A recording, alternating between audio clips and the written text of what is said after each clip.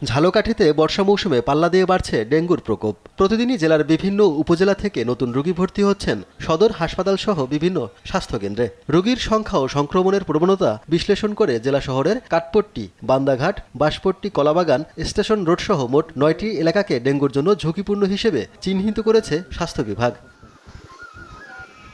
এবছর ডেঙ্গুতে প্রাণ হারিয়েছেন ফকিরবাড়ি এলাকার কলেজ ছাত্রী তাসনুভা, কলাবাগান এলাকার ৪র্থ শ্রেণীর শিক্ষার্থী জেরিন ও ১০ম শ্রেণীর রূপা। স্বাস্থ্য বিভাগের তথ্যমতে বর্তমানে ঝালকাঠির সদর হাসপাতাল সহ জেলার বিভিন্ন স্বাস্থ্য কমপ্লেক্সে ৫০-এর অধিক ডেঙ্গু রোগী ভর্তি রয়েছেন। আর ৭ মাসেই ৮ শতাধিক রোগী চিকিৎসা নিয়েছেন, যা গত বছরের একই সময়ের তুলনায় প্রায় দ্বিগুণ। স্থানীয়দের অভিযোগ, ডেঙ্গু নিয়ন্ত্রণে পৌরসভার মশক নিধন কার্যক্রম প্রয়োজনের তুলনায় অনেক কম। তবে অনেকে আবার নিজেদের বসতবাড়ির আশপাশ পরিষ্কার পরিচ্ছন্ন রাখার কথাও বলছেন। লঞ্চঘাট, কাঠপট্টি সবখানে এত পরিমাণে ডেঙ্গু মশা, যাতে আমাদের প্রতিদিন অনেক রোগী শনাক্ত হচ্ছে। একবার করে যদি ওষুধ এই করতো তাহলে আমাদের কোনো ভয় থাকতো না। ডেঙ্গু জ্বরে আক্রান্ত হয়ে 4 দিন যাবত এখানে আছি। এখন হাসপাতালে চিকিৎসা ভালো। পর্যাপ্ত পানি, তরল খাবার খায় এবং যেন পর্যাপ্ত পরিমাণ বিশ্রাম নেয়। নিয়মিত মশক নিধনে ওষুধ ছিটানো, ড্রেন ও জলাবদ্ধ স্থান পরিষ্কার এবং জনসচেতনতামূলক কার্যক্রম পরিচালনা করার কথা বলছেন পৌর কর্তৃপক্ষ।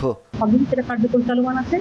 একই সাথে মশার যে লার্ভা, সেগুলো বিনষ্ট করার জন্য আমাদের লার্ভাসের যেটা ওষুধ ছিটানো হচ্ছে। ডেঙ্গু রোগীর চাপ বাড়লেও চিকিৎসা সেবা নিশ্চিত করতে সব ধরনের ব্যবস্থা নেওয়ার কথা জানান সদর হাসপাতালের তত্ত্বাবধায়ক।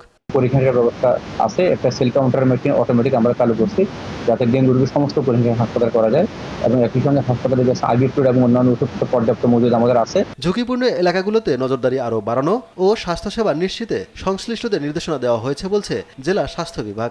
9টি স্পট আমরা নির্ধারণ করেছি।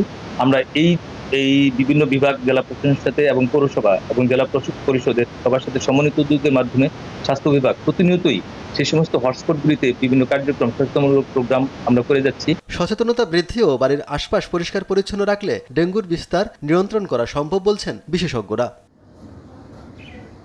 সুব্রত গাইন, নিউজ ডেস্ক, দেশ টিভি।